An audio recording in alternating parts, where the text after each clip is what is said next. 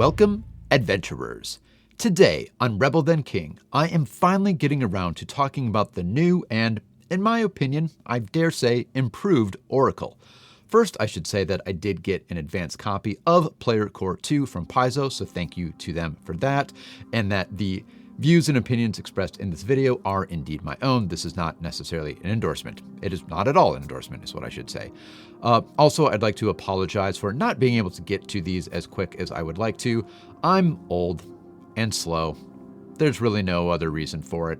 I know that some of the other creators out there like Bad Luck Gamer and Wisdom Check and Rules Lawyer have done a good job about getting around to these videos in a much more timely fashion than I have to talk about the Player Core 2 changes, but we're still going to go over some of the most impactful changes and kind of get my gauge of how I think the new Oracle is shaping up. And one last thing I'd like to apologize for as well.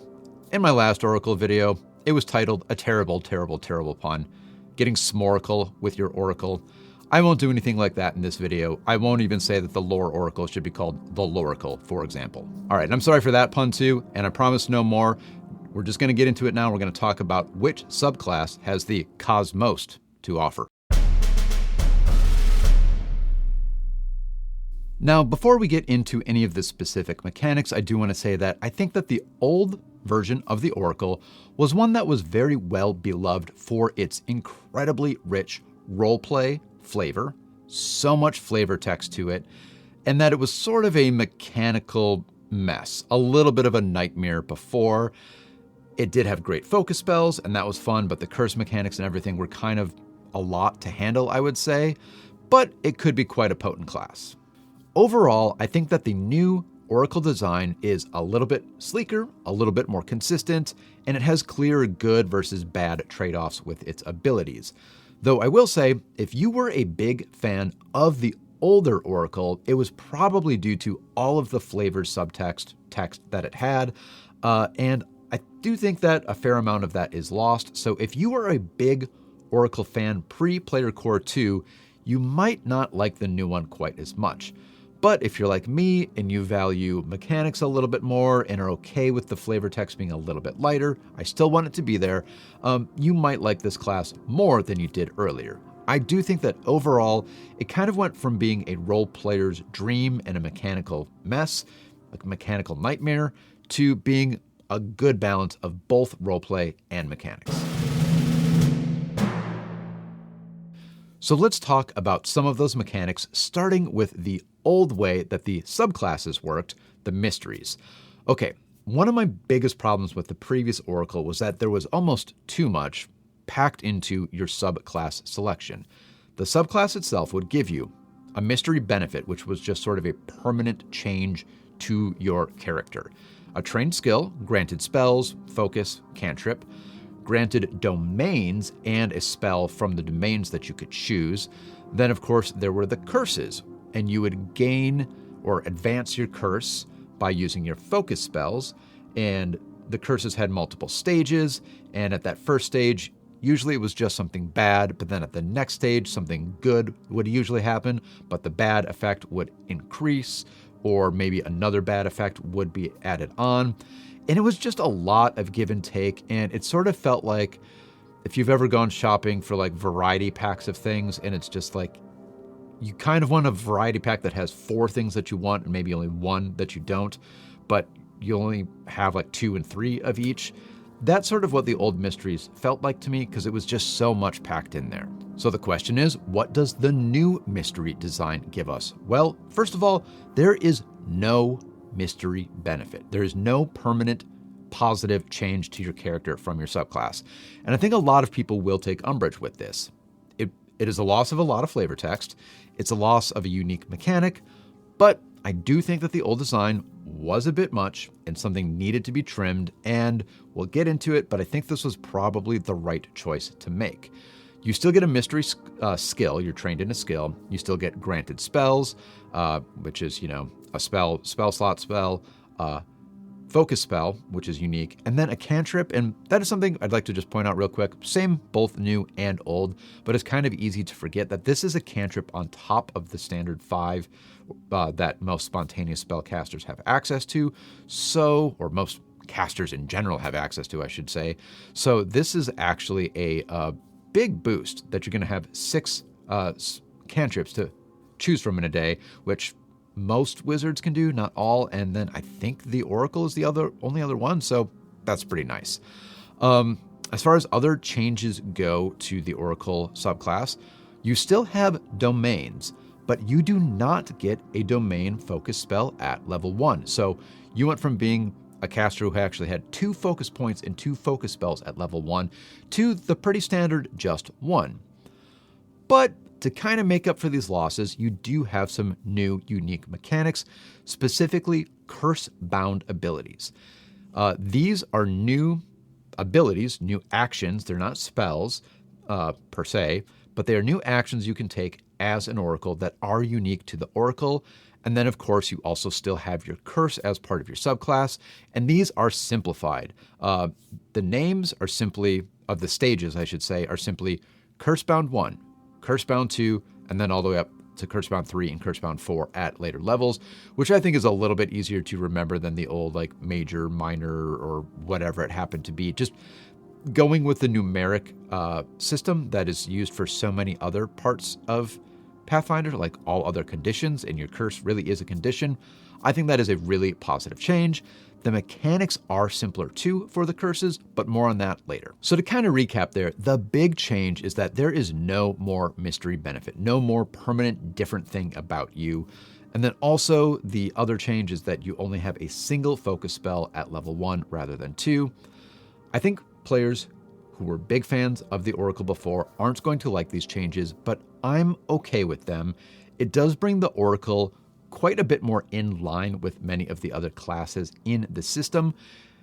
But not to be too boring, they do give you these new curse-bound abilities that are more closely tied to your curse itself and the curse-bound traits. Let's go over all that now. Okay, so how does the new curse system for the Oracle work? I think a lot more cleanly than it used to. First of all, most importantly, they are no longer tied to focus spells. That was something I didn't quite like about the old Oracle design. You've got these cool focus spells and you want to use them, but the trade-off is that you become cursed. Now the focus spells just exist on their own, and instead, in order to, or as a side effect of, using a curse-bound ability, you advance your curse. You use an ability, you become Cursebound 1. Use it again, Cursebound 2.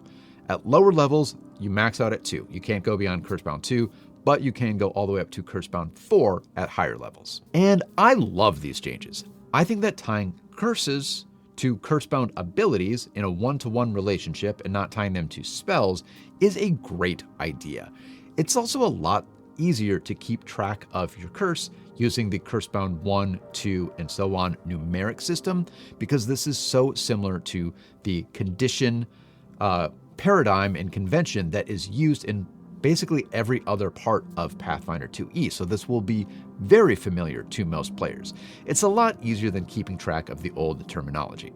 But I do have one question about the new implementation. And this has to do with how you reduce your curse. Now, remember, it used to be you use a focus spell and you become cursed. And then when you refocused, well, you would lose a stage of that curse. And that part is still true.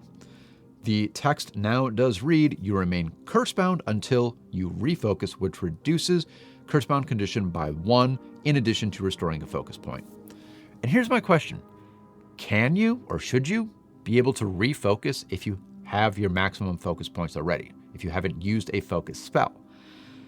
I don't actually know because, previously, until this rule, there would never have been a reason to refocus while you still had your maximum focus points, right? Because it was focus points are only for focus spells. But now the refocus ability is both for focus spells and for reducing your curse, which now kind of indirectly ties your curse back to focus spells, even though gaining the curse is no longer part of focus spells. And that actually is kind of messy, if you ask me. I would like a little bit of a clarification here, or that, I don't know, something a little bit more separated. I love the idea that advancing a curse is directly tied to curse-bound abilities, But I don't like that decreasing them is still tied to focus points and focus spells, kind of. But anyway, we should talk about these new curse-bound abilities. What are they? Well, they're actions that you can take. There are 4 initial curse-bound abilities that are split between the 8 subclasses. Starting with Whispers of Weakness, which is granted to Ancestors and Lore. You pick one creature within 60 feet. You learn its weaknesses, as well as which saving throw modifier is the lowest. And you gain a +2 status bonus to your next attack roll against that creature. The Oracular Warning is granted to the Battle and Cosmos Oracles. It's a free action on initiative, and each ally within 20 feet gains a +2 status bonus to their initiative roll. This does increase later if your curse-bound condition has increased, which is pretty cool. That same group of allies is also granted temporary hit points equal to half your level. My only complaint here is, remember, in Pathfinder, you are not your ally, so you don't gain these bonuses. I kind of think that you should. Nudge the Scales is granted to the Bones and Life Oracles, which I think a lot of people are going to kind of not like, because a lot of people used to really love the Life Oracle as a kind of ultimate healer, and I think it got nerfed here. Nudge the Scales, you restore hit points equal to 2 plus double your level to a creature within 30 feet. You do have the ability to switch between Void and Vitality that you do with this, but I'm just going to kind of skip over that for now. And my thoughts are that this seems kind of weak to me, because it reminds me a lot of the Psychic's ability called Restore the Mind that they can do once they unleash Psyche. It's only available to one of the subclasses, I forget which.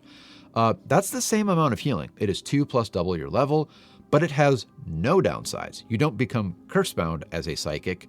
Sure, after you unleash Psyche, you are stupefied, but that's relatively minor, I think, compared to some of the curse effects. And then also, remember, you can't advance your curse-bound condition by a certain point until you refocus, and that is 2 at lower levels. So you can heal 2 allies 4 hit points, and that's it with this ability. Compared to Unleash Psyche, the Psychic in my campaign, where we have 7 total players, has absolutely spent 2 rounds, 3 actions, each round just going around the table and healing hit points to every single person in the party. And the Life Oracle, who used to be such a great healer, can't do that. I think this one needs some kind of an improvement. And then finally, we have Foretell Harm, which is granted to the Flames and Tempest. This is a free action if your previous action was to cast a non-cantrip spell. So I think that means a spell from a spell slot or a focus spell that deals damage at the start of the target's next turn. Yeah, they take damage equal to double the triggering spell's rank. So my first question here is, does this work for area of effect spells? Can you use this on multiple targets? I'm not quite sure. I think so, because it just says dealt damage. It doesn't say attack roll or anything like that. So that would be pretty darn good in that case. Otherwise, I would say it might be a bit too limited, because, I mean, you can use it with your focus spell, so that's helpful, but I'm just thinking it might be nice to tack this on to like more spells that you use throughout the day. But I guess if you're using your focus spell quite often to do damage, and then you're tacking this on, this is actually pretty slick in the end. So overall, these level 1 curse-bound abilities are pretty cool. I think that the Nudge the Scales maybe needs a little bit of work, and I still have a few questions on Foretell Harm, but I think it's actually quite strong. And then the cool thing is you can actually pick up more curse-bound abilities later on as class feats. You can pick some of these other ones from level 1 if you would like, and then there are higher level abilities as well, like Knowledge of Shapes, very cool. Free action to add reach or to widen a spell. That's huge. That's worth a curse if you ask me. I just wish you maybe got a little tiny bit more consistency right out of the gate. And then one other tiny nitpick with the curse-bound abilities is there's some flavor text in there that says your mystery also gives you a unique curse-bound ability. But then you have 4 curse-bound abilities that are spread between the 8 classes. So there's already some sharing, and then you do have the ability to pick up others as well. I like those mechanics overall. I think it is fine that there are only 4 abilities spread between 8 classes, and I think it's cool that you can pick up more curse-bound abilities and really lean into that part of the mechanics. I just wish it didn't say unique. Maybe just drop that word unique, because you're sharing things, and that's like the definition of not unique at that point. I think it was maybe just some like old flavor text that kind of hung around, even though it doesn't really describe the mechanics, and it did slightly confuse me for a little bit. I thought I was misreading things because it said unique, and then it was followed by things that aren't unique. And now that we've talked about the curse-bound abilities, let's talk about the curses themselves. Remember previously, there was a lot. At level or stage 1 of the old curses, it would be something bad. And at stage 2, that bad thing would get worse, or a new bad thing would be added, but then generally a good thing would happen too. And all of these effects and conditions on you were typically not standard effects and conditions in Pathfinder. It would be a lot of niche text that you just kind of have to read and remember because it's not something you could just apply to your character sheet per se. And then it was that mixture of good and bad and just bad at first, but then if you go a little bit more, you're rewarded with something good. The new curses are simplified quite a lot, and I do like them a lot better. So first of all, or second of all, because I did this entire section and then realized there's a stupid little fly on the lens, curses are now just bad. There's no more, at stage 1 it's like this, but at stage 2 you actually get a little reward. It's just kind of a 1-for-1. Use a curse-bound ability, something bad happens. Use another curse-bound ability, and that thing gets worse. There's no more, cast a spell, which is good, but then gain your curse, which is bad, but then cast another spell, which is good, and then get something worse from your curse. Oh, but now something good happens too, which was fun. I mean, it's very interesting that it worked that way, but I think that this sort of one-to-one relationship that we have now is going to be a little bit more easy to manage. The curse mechanics themselves are also quite a bit simplified, and I do think here is another spot where some of the players of the old oracles are not going to like these changes because they are almost too scant at times, even for me, but I do appreciate the simplicity. So, for example, the new Ancestors Curse. You are clumsy, value equal to your curse-bound value. Are you curse-bound 2? You're clumsy 2. That's it. And there are several other curses that operate with this same mannerism. The Curse of Engulfing Flames, for example, you take persistent fire damage equal to your curse-bound condition. The Life Oracle with the Curse of Outpouring Life, well, magical effects that restore hit points to you take a status penalty equal to your level times your curse-bound value. So they're not all super straightforward, but it is all sort of a linear progression based on your curse-bound value. And then there's some other curses which mechanically operate very similarly, but then have one extra or a few extra things that happen at curse-bound 4 only. The Curse of Torrential Knowledge, for example, you take a status penalty to perception checks and will saving throws equal to your curse-bound value. Simple. But then at level 4, there's a whole bunch more added. You additionally can't speak, or use linguistic effects, or otherwise communicate with your allies, and are stupefied 1. So it's a very simple progression until that 4th curse-bound value when there's a bunch of extra stuff added. And there are still some curses that are a bit different at each level, and remember, the curse effects are cumulative as your curse progresses, but these progress in a sort of A, B, and then A prime, B prime sort of fashion. The Curse of the Mortal Warrior, that is part of the Battle Oracle, for example. Curse-bound 1, you have a weakness 2 to damage dealt by spells. Okay, Curse-bound 2, you still have that, plus you have a -1 status penalty to saving throws against spells. So that's sort of the AB, and then you get the A prime, where the A condition gets worse. Now your weakness to spells is equal to your level, and then you have B prime, where that B condition gets worse. Your status penalty to saving throws against magic is now -2.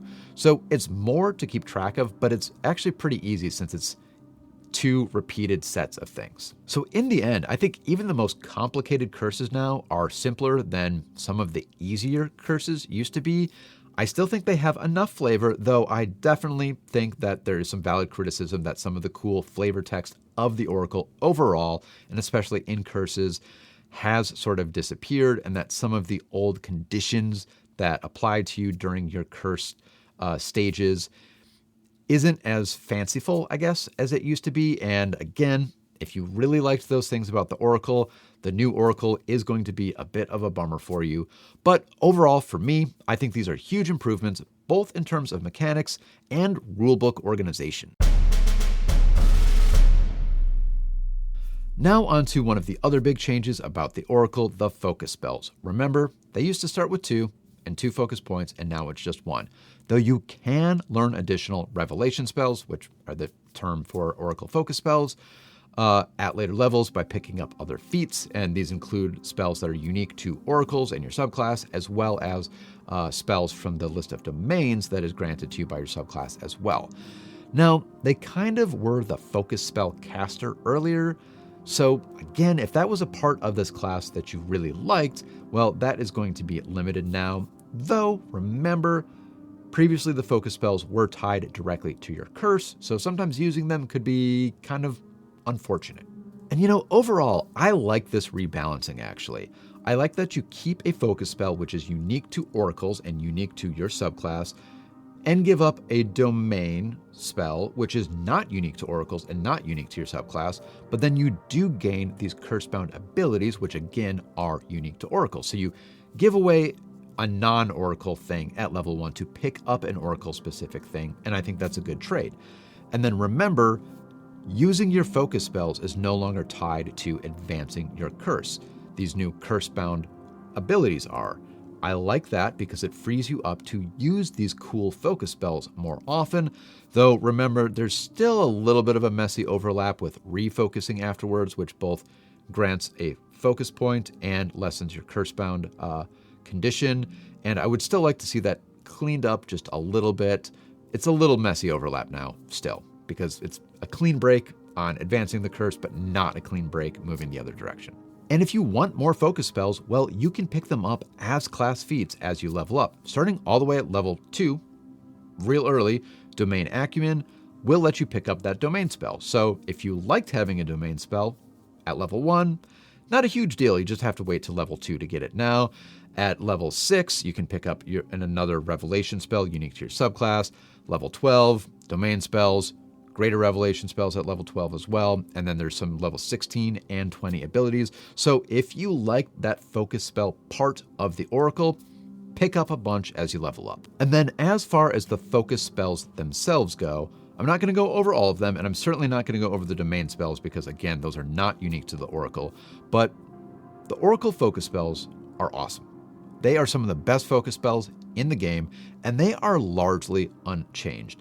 I absolutely love damage plus debuff spells, and the Oracle has that in spades. Some of the highlights here, you've got Ancestral Touch, that's 2d4 damage, mental damage, which is cool, and then you can also leave the target Frightened 1 if they fail their saving throw, and Frightened 2 plus double damage if they critically fail their saving throw. Soul Siphon, that's going to do void damage, and then give you that damage in hit points, which is damage plus a buff. That's also super cool. Tempest Touch, that's going to do some damage, cold damage, and bludgeoning damage, and impose some speed penalties. Brain Drain, it's not debuff per se, but it's damage plus recall knowledge. And Spray of Stars, well, that is damage plus dazzled. I love all of these. So most of those are unchanged, except I think that Ancestral Touch and Spray of Stars used to be 1d4, and now they're 2d4. I don't know if that's a mistake or if that was a purposeful change. I think it makes sense. It seems to be in balance with the others. If so, great, because I love that. There is a big change to the Battle Oracle, though, because their old focus spell is basically now their new curse-bound ability, and now they have Weapon Trance. Your proficiency with martial weapons is equal to your proficiency with simple weapons, and you automatically sustain the spell as a free action the first time you hit with a weapon strike each round. So the Battle Oracle now has martial weapon proficiency sometimes. And now onto actual spells from spell slots. The text which states how many spell slots you have and the table which shows how many spell slots you have, well, they do disagree with each other in the current printing that I was able to read. According to the Bad Luck Gamer, some inside sources said the table is correct and the Oracle will start with 3 spell slots rather than 2. Go check out his video for more. And if this is true, it does mean that the Oracle now can cast more spells from spell slots than they used to be able to. And maybe this is to make up for the loss of a domain spell at level 1. But then again, you do get new curse-bound abilities, which you didn't have before, so I don't know that the Oracle needs the extra spell slot, but I'll take it. And in fact, this really does sort of sell the Oracle a little bit more down towards the traditional caster build, which I think the Oracle has come in line in terms of overall class design in mechanics with other casters, like especially the Sorcerer, quite a lot. It's decidedly not a gishy character like a War Priest or a Bard, so hey, give it a full complement of spell slots. So to start to recap all of this, I'm a pretty big fan of the new, in my opinion, streamlined and somewhat normalized new class design. Sure, you'll lose a domain spell at level 1, but those are 1, a 9 or 10 or 12 dozen or how many there actually are. You lost a mystery benefit. That is definitely something that a lot of people aren't going to like. I think that's fair. But you do gain new curse-bound abilities that activate your curse in a nice linear one-to-one fashion. The curse conditions, I think, are easier to understand. The curse stages are easier to understand. I do think you lose a little bit of flavor text in there, but there is still quite a lot to read and get excited about. So for me, personally, I think these are all good changes. Overall, I think these changes bring about a better balance of roleplay to mechanics in the Oracle class, and I think they bring the class a little bit more in line with other casters like sorcerers, for example, without being just another type of sorcerer. They still have a lot of uniqueness to them. They do have a lot of flavor still. They really do. There's a lot of role-playing potential. And, it is lesser than before. There's no doubt about that. But you can always add some of your own flavor in your role-playing at the gaming table, especially now that you might not be spending so much time looking up rules on mechanics. Well, adventurers, what do you think of the changes? Did you like the juiciness of the old Oracle and are kind of sad to see some of that role-playing meat stripped off? Or were you maybe overwhelmed by all of the old mechanics and like to see the simplification?